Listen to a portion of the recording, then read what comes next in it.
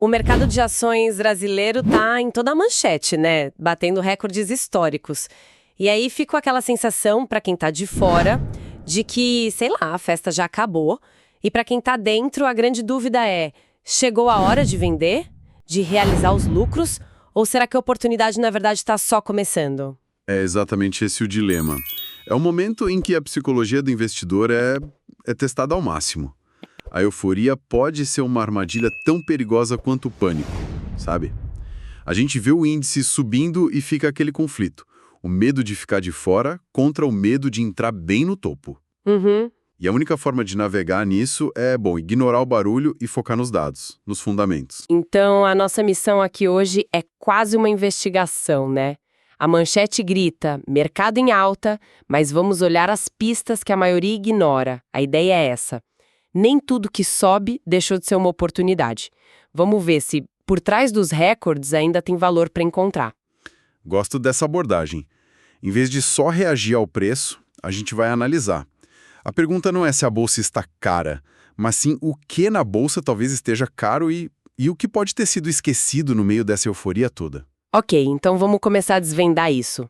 A primeira pista é um gráfico que, à primeira vista, parece meio técnico. Ele compara o Ibovespa, nosso principal índice, com o M2, que é basicamente a quantidade de dinheiro circulando na economia, certo? Isso. O que essa relação conta pra gente? Olha, essa relação é uma das formas mais poderosas de medir a temperatura do mercado num longo prazo. Pensa assim, a economia e o dinheiro nela crescem de uma forma mais ou menos constante. Certo. E as empresas da bolsa fazem parte dessa economia. Então o valor delas deveria acompanhar esse crescimento, né? O que o gráfico mostra é quando o mercado de ações se desconecta disso. E o que acontece quando ele se desconecta? Bom, quando a linha do gráfico cai muito, significa que a bolsa ficou para trás. O dinheiro na economia cresceu, mas o preço das ações não acompanhou. E o que a história mostra, assim, de forma bem consistente, é que sempre que isso acontece, é como esticar um elástico, uma hora ele volta com tudo. E você mencionou que isso já aconteceu antes. Que momentos foram esses? E o cenário atual se parece com eles? Exatamente. A gente viu esse elástico esticado ao máximo em momentos de crise profunda, que geraram pânico. Aconteceu na crise de 1999, na crise financeira de 2008, naquele período bem turbulento de 2016 aqui no Brasil. E na pandemia também. E na pandemia, claro. Em todos esses episódios, quem olhou para esse dado e não para a manchete, viu valorizações, assim, extraordinárias nos anos seguintes. Certo, mas isso me leva a uma questão que parece até contraintuitiva. Se o padrão é comprar na baixa, como a gente usa essa lógica agora com a bolsa num topo histórico? Parece que toda a lógica de comprar na baixa, vender na alta, vai por água abaixo com essa análise. Essa é a chave do paradoxo. O que o gráfico nos diz é que apesar do topo histórico, em pontos, sabe, em número absoluto, em termos relativos ao tamanho da economia, a bolsa brasileira ainda está se recuperando de um desses momentos, desse elástico esticado. A gente atingiu um desses fundos recentemente e essa alta que vimos pode ser só o começo da volta do elástico à posição normal. Ainda existe, segundo esse indicador, bastante espaço para o mercado subir. Entendi. Então, o quadro geral para as ações, mesmo com os recordes, ainda tem fôlego por essa métrica. Isso me faz pensar. O mercado não é uma coisa só, né? Será que esse otimismo vale para tudo? Por exemplo, e os fundos imobiliários, que tanta gente acompanha? Eles pegaram carona nessa festa? Aí é que a nossa investigação fica realmente interessante. Se a gente aplicar a mesma lógica, o mesmo gráfico, mas trocando o Ibovespa pelo IFIX. Que é o índice dos fundos imobiliários. Exato. A história é outra. E é uma história bem mais dramática, viu? O mercado de fundos imobiliários, na mesma comparação, está contando uma história diferente? Completamente diferente. A relação entre o valor dos fundos imobiliários e o dinheiro na economia não só está baixa, como está em um dos níveis mais baixos da história. Se você olhar o gráfico, o IFIX está num patamar de crise. pior até do que o fundo que ele atingiu em 2016. Nossa, isso é chocante. Basicamente, é como se dois corredores tivessem largado juntos, mas um deles, o Ibovespa, disparou e o outro, o IFIX, tropeçou e ficou comendo poeira. A pergunta é: ele vai levantar e alcançar o outro? É a metáfora perfeita. E os números confirmam. No último ano, enquanto o Ibovespa subiu uns 43%, o IFIX subiu 28%. A defasagem é enorme. Uau! E existe um outro indicador que mede justamente essa distância entre os dois, a relação IBOV sobre FIX. Historicamente, quando essa distância fica muito grande, a tendência é que ela diminua. Ou o corredor da frente cansa e volta um pouco, ou seja, as ações caem. Ou que ficou para trás acelera para diminuir a distância. Exatamente, pega um fôlego novo. Tudo bem. Esse cenário macro parece otimista, especialmente para os fundos imobiliários. Mas soa quase bom demais. Vamos descer um nível e olhar os preços. Isso significa que tudo está barato? Qual é o preço real das coisas, olhando as métricas das empresas mesmo? Esse é o choque de realidade necessário. Uma coisa é o mapa, outra é o terreno onde a gente pisa.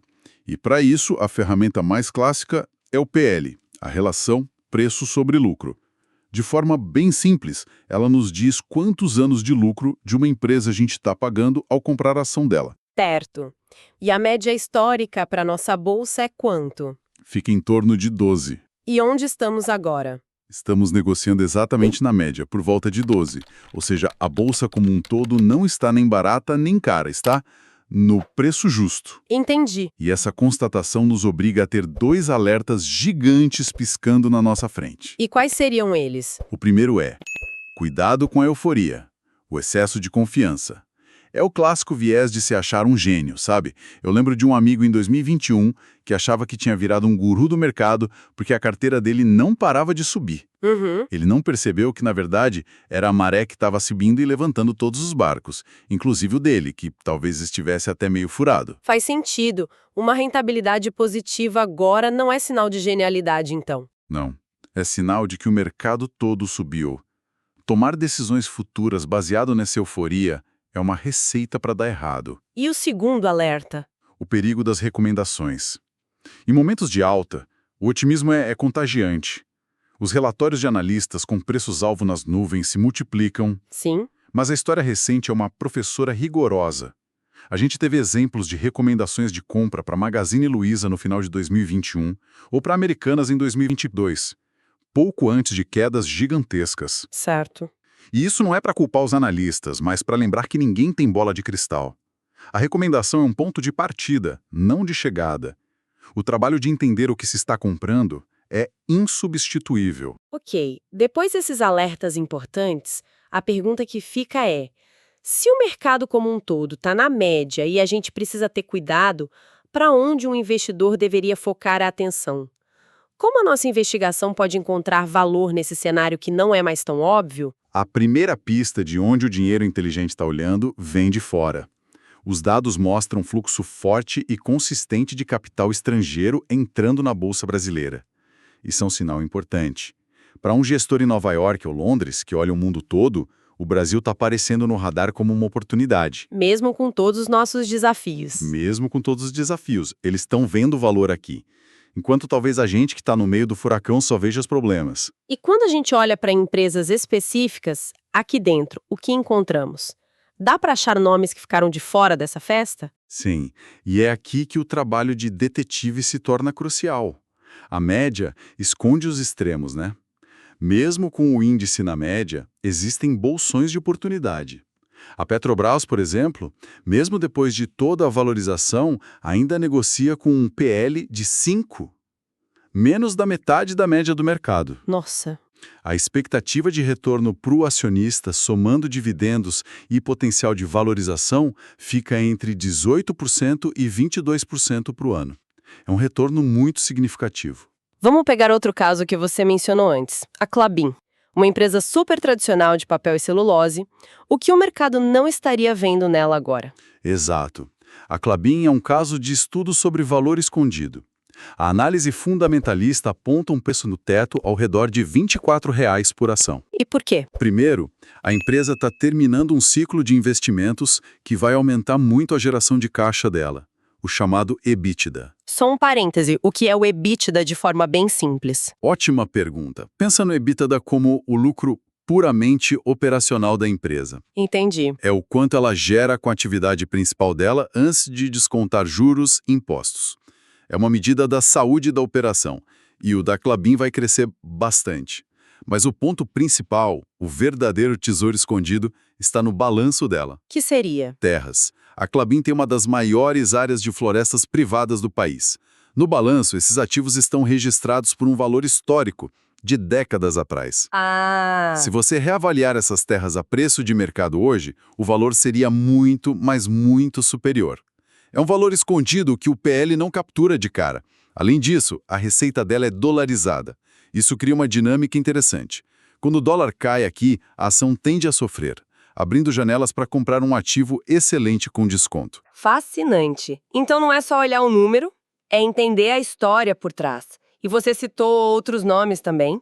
BB Seguridade e Odontoprev são empresas que, por diferentes motivos, continuam com fundamentos sólidos e preços que parecem atrativos. Odontoprev é curioso. Muita gente nem sabe que está na bolsa. Pois é. E como se descobre uma empresa assim? Como? Vem de um processo, não de um palpite. O ponto de partida pode ser usar rankings quantitativos, que são como uma grande peneira. Eles filtram as empresas da bolsa com base em critérios de valuation de grandes investidores. Uma empresa como a Odontoprev brilha nesses filtros. Mas isso é só o começo.